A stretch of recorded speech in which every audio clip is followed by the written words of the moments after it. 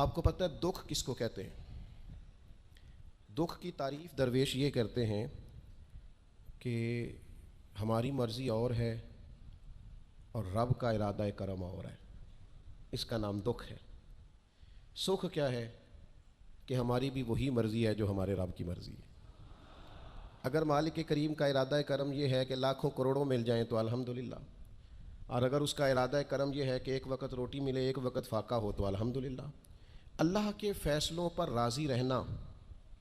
ڈھیر سارے لوگ دنیا میں ملتے ہیں جو کہتے ہیں جی مجھے یہ پریشانی ہے، میں سب طبیبوں حکیموں کے پاس گیا، پھر میں آستانوں درباروں مزاروں پہ بھی حاضر ہوا، اس کے بعد میں نے بڑے بڑے دانشوروں سے مشاورت کی، لیکن میرا یہ مسئلہ حل نہیں ہوتا۔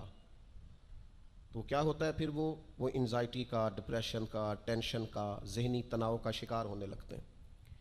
یاد رکھیے گا کہ اگر سارے ڈاکٹروں، طبیبوں، حکیموں، دعاؤں، التجاؤں کے بعد بھی مسئلہ حل نہیں نہ ہو رہا تو پھر معنی یہ ہے کہ رب کی رضا یہی ہے کہ جو کرم سے اس نے فیصلہ کر دیا ہم بھی اس فیصلے پہ راضی ہو جائیں۔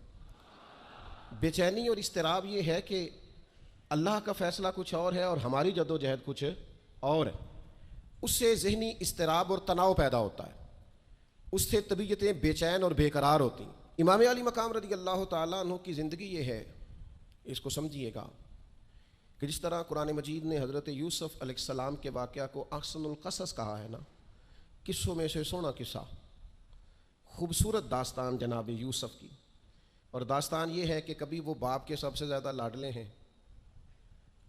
اور کبھی وہ جناب یوسف علیہ السلام کنویں کی زینت بن گئے، کبھی ان کے قریب گرم ہوا بھی نہیں آتی اور کبھی ان کے چہرے پر تماچے پڑتے ہیں۔ پھر وہ کنویں سے نکلتے ہیں تو ایک اور تکلیف سہتے ہیں کہ انہیں بازار میں بیچا جاتا ہے، پھر وہ اللہ کی فضل سے اور اس کی توفیق سے ایسی جگہ چلے جاتے ہیں جہاں انہیں شہزادہ بنا کے رکھا جاتا ہے۔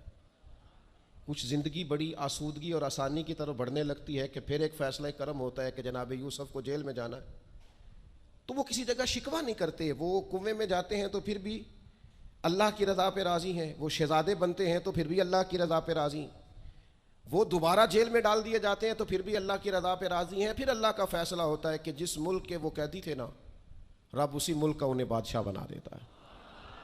یہ انسانی زندگی کا ایک دستور ہے کہ آپ کو دکھ بھی آئیں گے، سکھ بھی آئیں گے، آزمائشیں بھی آئیں گی، تکلیفیں بھی آئیں گی، لیکن سکھوں کا معاملہ تو ہم بڑے لطف کے ساتھ اور ذائقے کے ساتھ گزارتے ہیں، دکھوں کی باری آتی ہے تو شدید اضطراب کا شکار ہو جاتے ہیں۔ بالکل یہی زندگی جناب امام حسین رضی اللہ تعالیٰ عنہ کی۔ آپ کبھی خوبصورت پہلوؤں پر غور کریں نا کہ امام علی مقام وہ ہیں کہ کبھی وہ سجدے کی حالت میں نانا کے کندھوں پہ ہیں اور کبھی حضور گلی سے گزر رہے ہیں تو حسنین نانا کے کندھوں پہ ہیں۔ کبھی کیفیت یہ ہے جناب امام علی مقام رضی اللہ تعالیٰ عنہ کی کہ وہ اپنی والدہ کے مقدس کاشانہ نور میں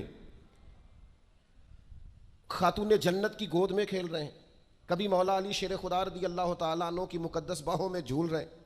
یہ سارے نظارے انہوں نے دیکھے، لیکن پھر وہی حسین ابن علی تھے جنہوں نے کربلا کا خشک میدان بھی دیکھا، جنہوں نے وہ چٹیل پہاڑ بھی دیکھے، حق کے رستے میں اپنی اولاد کا قربان ہونا بھی دیکھا۔ کسی جگہ شکوہ نہیں کرتے، بلکہ وہ کہتے ہیں جس حال میں میرا رب رکھے میں اسی حال میں راضی ہوں۔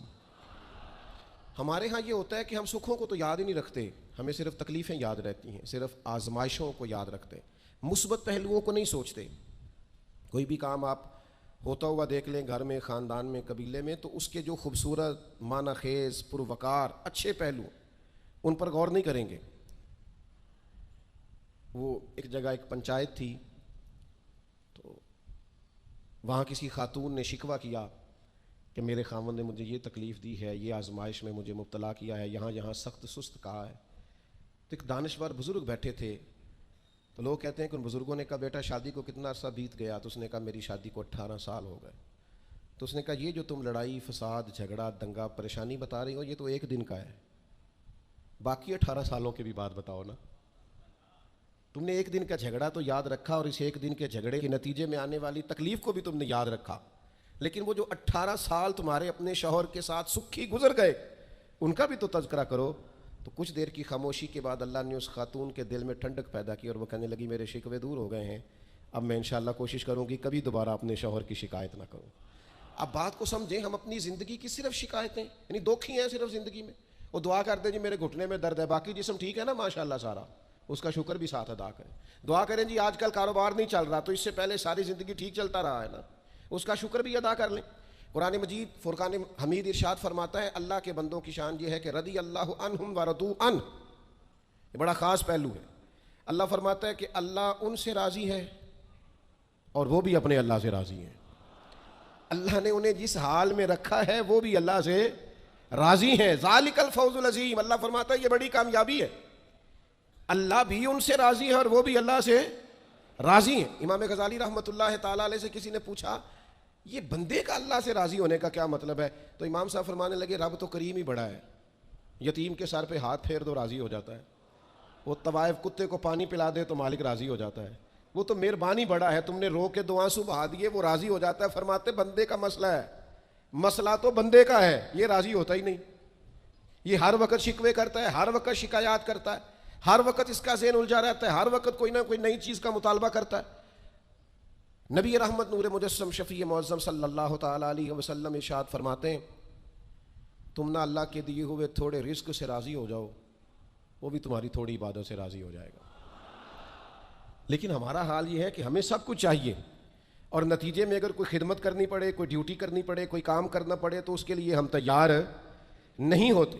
عزیز بھائیو سمجھیے گا, غور فرمائیے گا, توجہ کیجیے گا اس بات پر کہ ہمیں ہر حال میں اپنے رب سے راضی رہنا. آزمائش آ جاتی ہے, دکھ آ جاتے ہیں, محنت پوری کریں, جد و جہد پوری کریں, جو کام آپ کرنے جا رہے ہیں اس کے لیے جتنے ضروری اسباب ہیں وہ جمع سارے کریں, لیکن نتیجہ اللہ پہ چھوڑ دیں, رزلٹ اپنی مرضی کا نہ مانگیں. یہ عقیدہ توحید یہ ہے کہ نتیجہ جو رب ہمارے لیے نکالے وہ نتیجہ ہمیں قبول ہونا چاہیے. درویش نے ایک جملے میں بات ختم کر دی, وہ کہتے ہیں دکھ قبول محمد بخشا, بس راضی رہن پیارے. اگر پیارے راضی ہیں دکھ دینے میں تو پھر ہمیں یہ دکھ قبول ہے اور کئی دفعہ قبول ہے. تو اپنی طبیعت کے اندر یہ مقام تسلیم و رضا لائیں, ہر وقت اپنے رب سے راضی رہیں. صحیح مسلم شریف میں حضرت عمر فاروق رضی اللہ تعالیٰ عنہ کا ایک جملہ بڑا خوبصورت ہے اور حضور اس کو سن کے بڑے راضی ہوئے. صحیح مسلم میں موجود ہے. حضرت عمر نے ایک موقع پر جب سرور کائنات علیہ السلام کو تھوڑا ناراض دیکھا, حضور کے چہرے پر کچھ آثار ناراضگی دیکھے, تو جناب عمر نے ایک جملہ کہا تھا جو بڑا حسین ہے اور کتب احادیث میں چمکتا ہے. حضرت عمر نے وہ بات کہی تو حضور کی ناراضگی خوشی میں بدل گئی. نبی پاک علیہ السلام کے چہرے پر جو آثار ناراضگی تھے وہ خوشی کے تصورات میں بدل گئے. حضرت عمر عرض کرنے لگے رضیت باللہ ربا وبالاسلام دینا وبسیدنا ومولانا محمد نبی و رسولا. حضرت عمر نے حضور کو ناراض دیکھا تو کہنے لگے یا رسول اللہ, ہم اللہ کے رب ہونے پہ راضی ہیں, اسلام کے دین ہونے پہ راضی ہیں, اور اللہ نے آپ کو ہمارا نبی اور رسول بنایا, ہم اس بات پر بڑے راضی ہیں. ہم راضی ہیں کہ اللہ ہمارا رب ہے, اسلام ہمارا دین ہے, اور محمد صلی اللہ علیہ وسلم ہمارے نبی اور رسول ہیں, بڑے راضی ہیں. بس یہ رضا والا جملہ کہا تو اللہ کے رسول خوش ہو گئے. تو اللہ سے راضی رہیں, آپ کے تصورات میں شکوے پیدا نہ ہو, شکایتیں نہ ہو, الجھے نہیں. اور بہت سارے لوگ ایسے ہیں جن کا خیال ہے میری بڑی شان ہے تو میرے اوپر مشکلات کیوں آتی ہیں. دوست اکثر کہتے ہیں جی میں صدقہ بھی دیتا ہوں, نمازیں بھی پڑھتا ہوں, دل کسی کا نہ دکھے اس کے لیے بھی پوری کوشش کرتا ہوں, میرا زندگی کا مزاج یہ ہے کہ میں کوشش کرتا ہوں کہ کسی کو میرے لہجے سے, انداز سے, اٹھنے بیٹھنے سے اذیت نہ پہنچے, لیکن پھر بھی مجھے مصائب آتے ہیں. ہم انہیں کہتے ہیں آپ عبادت کریں, مہربانی فرمائیں تجارت ہونا نہ کریں.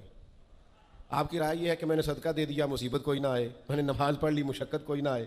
تو قانون قدرت یہ ہے کہ حضور علیہ الصلوۃ والسلام فرماتے ہیں سب سے زیادہ تکلیفیں آتی انبیاء پہ ہیں, اور حضور فرماتے ہیں میں اللہ کا لاڈلا محبوب ہوں, میرے اوپر سب سے زیادہ تکلیفیں آئیں.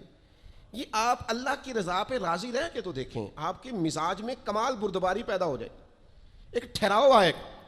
یہ دوست انتظامات کر رہے ہوتے ہیں نا پروگراموں کے, اجتماعات کے, محافل کے, تو میں ایک ہی بات سب سے کرتا ہوں, میں کہتا ہوں آپ نے نا بردبار رہنا ہے, آپ نے تحمل سے رہنا ہے. ہم دیہاتی لوگ ہیں تو ہمارے ہاں شادیاں ہوتی تھیں نا, تو شادیوں پہ رشتہ دار اکٹھے ہوتے تھے تو صرف یہ فکر نہیں ہوتی تھی کہ کھانا پورا ہو جائے, صرف اتنی فکر نہیں ہوتی تھی کہ ان کے سونے کا انتظام ہو جائے, ایک فکر اور بھی ہوتی تھی کہ بندے بڑے اکٹھے ہوئے ہیں, سارے برادری اکٹھی ہوئی ہے, کتے لڑ نہ پائیں آپس میں. ہمارے ہاں نا چڑھانے والے زیادہ خطرناک نہیں ہوتے, چڑھنے والے زیادہ خطرناک ہوتے ہیں. جو ذرا سی بات پہ غصے میں آ جائیں, ذرا سی بات پہ چڑھ جائیں, کہیں سکون ہی نہیں, ٹھہراؤ ہی نہیں زندگی میں. اللہ کی رضا پہ راضی رہیں. میرے رب نے جہاں مجھے رکھا ہے سب سے زیادہ باکمال رکھا ہے. جہاں میں ہوں خدا جانے بلندی ہے کہ پستی, پر جہاں میں ہوں وہاں کوئی نہیں ہے. آپ اپنے رب کی رضا پہ راضی رہیں کہ میری جہاں ڈیوٹی ہے کیا ہی بات ہے. میری جہاں ڈیوٹی, حضرت صدیق اکبر کو امیر المومنین بنایا گیا, لیکن جناب بلال حبشی کے پاس مدینے والے محبوب کے مہمانوں کی ذمہ داریاں تھیں, مسجد نبوی کی کنجیاں تھیں. کمال ان کا بھی بڑا ہے اور کمال بلال حبشی کا بھی بڑا ہے, حالانکہ وہ تو مسجد میں جھاڑو دیتے تھے, خدمت کرتے تھے. تو آپ اللہ کی رضا پہ راضی رہیں. جہاں رب نے آپ کو رکھا ہے, جس مقام پہ رکھا ہے, وہاں آپ راضی رہیں. آپ کو اطمینان محسوس ہوگا, آپ سکون میں آ جائیں, دل میں ٹھنڈک محسوس کریں گے, پریشانیوں سے نکلیں گے. یہ حدیث دیکھیے امام غزالی نے لکھی ہے, نبی پاک صلی اللہ تعالیٰ علیہ وسلم کے پاس نا صحابہ کی ایک جماعت آئی. انہوں نے عرض کی یا رسول اللہ صلی اللہ علیہ وسلم ہم ایماندار ہیں. تو حضور نے فرمایا تمہارے ایمان کی نشانی کیا ہے؟ تم صاحب ایمان ہو تو دلیل کیا ہے؟ انہوں نے عرض کی یا رسول اللہ, یہ ذرا دلیل سننا. عرض کرنے لگے یا رسول اللہ مصیبت آئے تو صبر کرتے ہیں, نعمت ملے تو شکر کرتے ہیں, اور یا رسول اللہ رب جو فیصلے کر دے ہم اس پر راضی رہتے ہیں. حضور فرمانے لگے کعبے کے رب کی قسم تو واقعی ایماندار لوگ ہو. اگر تم اللہ کے فیصلوں پہ راضی ہو, اگر تم نعمتوں پہ شاکر ہو, مصائب پر صابر ہو, تو تم واقعی مومن ہو. تو یہ یاد رکھیں اچھی طریقے سے کہ ہمیشہ اپنے آپ کو اپنے رب کے فیصلوں پہ راضی رکھیں. ہمیشہ کوشش کریں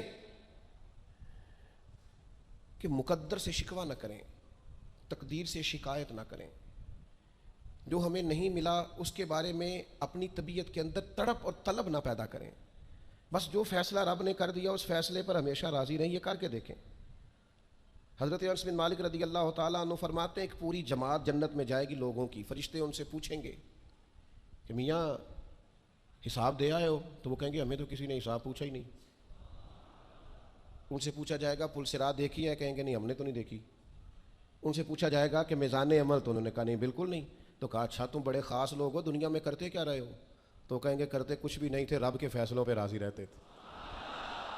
اور طبرانی میں ایک روایت ایسی بھی موجود ہے کہ حضور فرماتے ہیں رب کہتا ہے جس نے میرے فیصلوں پہ راضی نہیں رہنا وہ رب کوئی اور ڈھونڈ لے. اگر تم میرے فیصلے پہ راضی ہی نہیں ہو, او بھائی میں اپنے ادارے کا سربراہ ہوں, جو میرا فیصلہ نہیں مانے گا وہ نکلے گا ادارے سے. میں اپنی جماعت اور تنظیم کے تعلق سے کوشش کروں گا کہ امیر کی اطاعت کا سبق دوں. اگر کوئی نظم و ضبط درست نہیں کرے گا, یہ ایک حال ہے یہاں کے جو مینجمنٹ کے کام ہیں, معاملات ہیں, ایک سربراہ اب آپ نے بنایا ہوتا ہے, اب اس کی اگر بات نہیں مانے گا کوئی ورکر, کوئی کام کرنے والا, تو یقیناً وہ کہیں گے کہ میاں آپ بات نہیں مان رہے, تمہارا نظم و ضبط خراب ہوتا ہے. لہذا اگر آپ نے ہمارے نظم کے اندر نہیں رہنا تو آپ نکل جائیں. تو اللہ کے فیصلوں کو جو لوگ تسلیم نہیں کرتے, اللہ کے فیصلوں کو جو لوگ تسلیم نہیں کرتے, یقیناً وہ کمزور ہو جاتے ہیں. آج بڑے لوگ ہیں جو وظیفے پوچھتے ہیں اللہ کیسے راضی ہوگا. بتاؤ وظیفہ آپ کو. امام غزالی لکھتے ہیں کہ حضرت موسیٰ کلیم علیہ السلام نے اللہ کے حضور عرض کیا مالک میری قوم پوچھتی ہے تو کیسے راضی ہوگا, ہم تجھے راضی کرنا چاہتے ہیں تو کیسے راضی ہوگا. تو حضرت موسیٰ علیہ السلام سے رب کریم نے فرمایا ان سے جا کے کہہ دو کہ مجھ سے راضی ہو جائے, میں بھی ان سے راضی ہو جاؤں گا. یہ اپنے رب سے راضی رہیں, جو رب ان کے لیے فیصلہ کرے. وہ حضرت سفیان ثوری دعا مانگ رہے تھے نا, یا اللہ راضی ہو جا, یا اللہ راضی ہو جا, یا اللہ راضی ہو جا. تو حضرت رابعہ بصریہ رحمۃ اللہ علیہ بھی پردے کے پیچھے بیٹھی تھیں. تو جب انہوں نے بہت زیادہ اس دعا پر اصرار کیا نا, یا اللہ راضی ہو جا, تو پردے کے پیچھے سے بول پڑی, کہنے لگی سفیان اب کچھ اور نہ مانگے اللہ سے, آگے نہ چلے. جناب سفیان کہنے لگے میں دعا ہی کر رہا ہوں کہ یا اللہ تو راضی ہو جا. تو فرمانے لگی پہلے اپنے دل پہ ہاتھ رکھ کے بتائیں آپ اللہ سے راضی ہیں؟ آپ تو کہتے ہیں یہ ہے تو یہ نہیں ہے, کبھی یہ بھی مل جائے نا, اگر آپ ناراض نہ ہوں تو. پہلے خیال تھا ایک سواری مل جائے چاہے موٹر سائیکل ہی ہو, مل گئی. اب بڑے پریشانی ہوتی ہے, کبھی 4 ٹائروں والی ہوتی نا, وہ بھی مل گئی, دے دی, طلب ہی یہ تھی. اب خیال آتا ہے کبھی تھوڑی سی بڑی مل جائے نا, وہ بھی مل گئی. اب جن کی ذرا گاڑیاں اونچی ہیں, ٹائر چوڑے ہیں, وہ پریشان کرتے ہیں, تو بندہ تو روک ہی نہیں رہا کہیں. تو حضرت کلیم سے رب نے فرمایا ان سے کہو مجھ سے راضی ہو جائے, میں بھی ان سے راضی ہو جاؤں. لیکن ہماری طبیعت کی بے چینی, ہمارے مزاج کی بے قراری, ہمارے لب و لہجے کا وہ عالم کہ ہم خوش نہیں ہوتے. ڈھیر سارے لوگ ہیں, آپ کچھ بھی کر لیں, کچھ بھی گھر میں لے آئیں, کچھ بھی ہو جائے, کتنی بھی نعمت مل جائے, ان کا مزاج اس طرح کا بن جاتا ہے خوش نہیں. میں اکثر دوستوں سے کہتا ہوں کہ بعض دوست ایسے ہیں جن کا انداز اس طرح کا ہے کہ ان کو کوئی بھی نعمت مل جائے تو ان کی طبیعت سکون پذیر نہیں ہوتی. حضرت عبداللہ ابن عمر رضی اللہ تعالیٰ عنہ صحابہ میں سے بڑے صالح آدمی ہیں, نیک آدمی ہیں. حضرت عمر کے صاحبزادے اور اللہ کے حبیب علیہ السلام نے فرمایا یہ بڑے نیک ہیں.